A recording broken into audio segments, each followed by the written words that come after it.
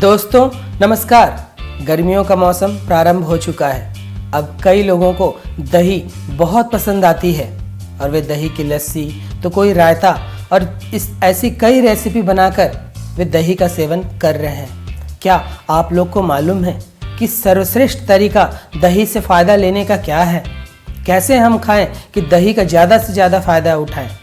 अब किसी को दही शक्कर डालकर खाना पसंद होता है तो किसी को नमक डालकर खाना पसंद होता है। कोई रायते के रूप में उसे पसंद करता है तो कोई अन्य रेसिपी में उसको डालकर पसंद करता है। किसी को लस्सी पसंद होती है तो किसी को छाछ पसंद होती है। लेकिन वह क्या तरीका है जिससे हम दही से फ़ायदा उठाएं? अगर आप नमक डालकर खाते हैं तो आपको वह फ़ायदा दही से बिल्कुल भी नहीं मिलने वाला है, क्योंकि आपको मालूम है कि दही में बहुत छोटे छोटे बैक्टीरिया होते हैं जिन्हें गुड बैक्टीरियो की श्रेणी में रखी गई है, जो आपके पेट के लिए, आपकी आंतों के लिए बहुत ही फायदेमंद है। यह दही एक तरह से आपके लिए प्रोबायोटिक होती है जो आपकी आंतों के हेल्थ के लिए बहुत ही उपयोगी होती है।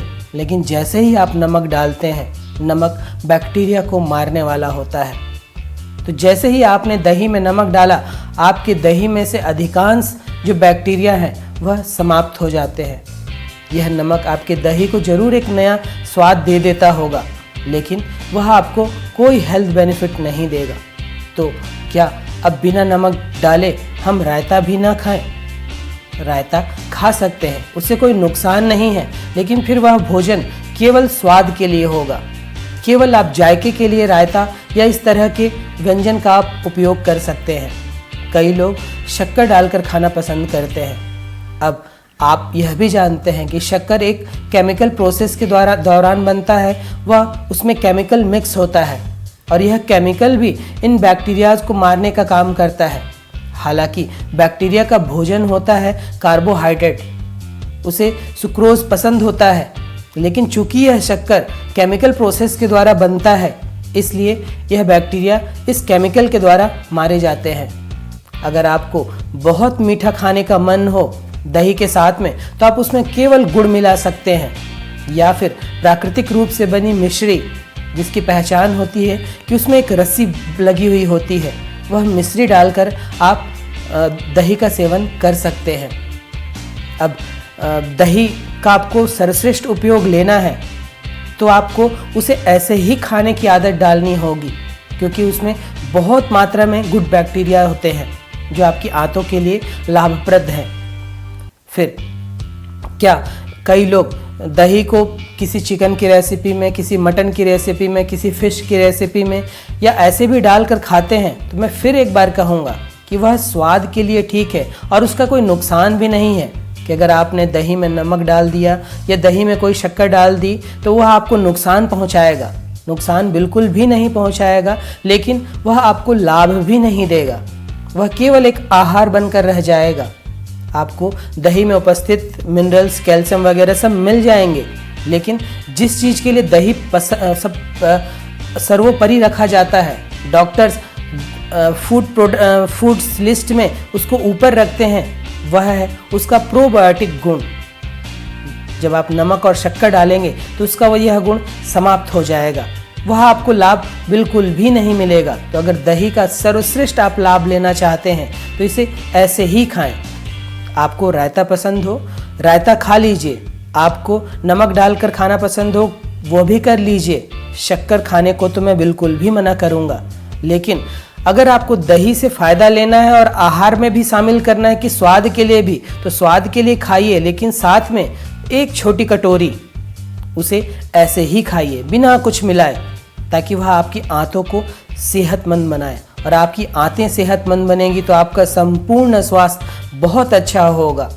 अब तो ऐसी ऐसी तकनीक विकसित की जा रही है कि एक स्वस्थ व्यक्ति का मल दूसरे व्यक्ति पर प्रत्यारोपित किया जा रहा है, जिसे मल प्रत्यारोपण भी कहते हैं।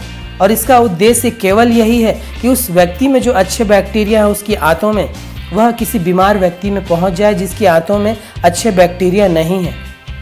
आप प्रोबायोटिक के तौर पर डॉक्टर कई बड़ी बड़ी लंबी लंबी और महंगी दवाइयाँ लिख देते हैं और आपके किचन में यह सस्ती दवाई मौजूद है। तो आप रायता खाइए। फिर कई लोगों को रायता खीरा का पसंद है, अब आयुर्वेद के अनुसार खीरा और दही बिल्कुल विरोधी तत्व हैं।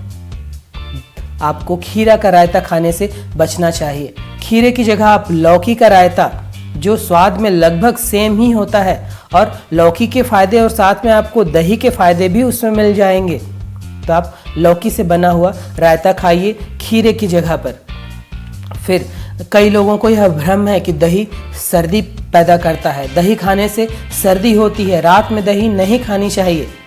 यह बात सत्य है कि रात में दही नहीं खानी चाहिए, लेकिन यह सर्दी उत्पन्न करता है, यह बात बिल्कुल भी गलत है। क्योंकि दही उष्ण होता है, उसकी प्रकृति जो होती है वह गर्म होती है। कई लोग गर्मी में लस्सी बनाकर पीते हैं और वो सोचते हैं कि वह ठंडा करेगा।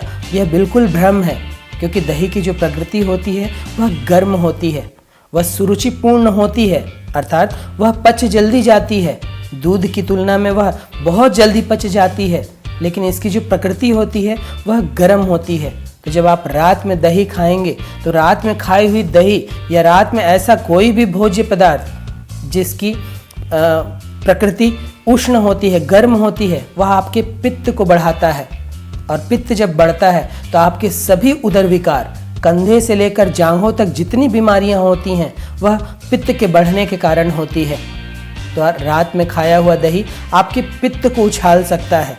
खीरे के साथ में अगर आप रायता या खीरे के साथ दही खा रहे हैं तो वह आपके पित्त को बढ़ाता है, जिससे आपको गैस, अपच, ब्लोटिंग, अफारा इस तरह की शिकायत हो सकती है। तो आप इस तरह से दही खाएंगे, केवल सादा दही खाएंगे तो वह आपके लिए सबसे लाभप्रद है। बाकी आप आहार के तौर पर उसे शामिल करना चाहते हैं तो आप उसे अपनी किसी भी रेसिपी में शामिल कर उसके बाकी लाभ ले सकते हैं, लेकिन प्रोबायोटिक लाभ आपको जो दही का मिलता है वह उसे ऐसे ही खाने में मिलता है।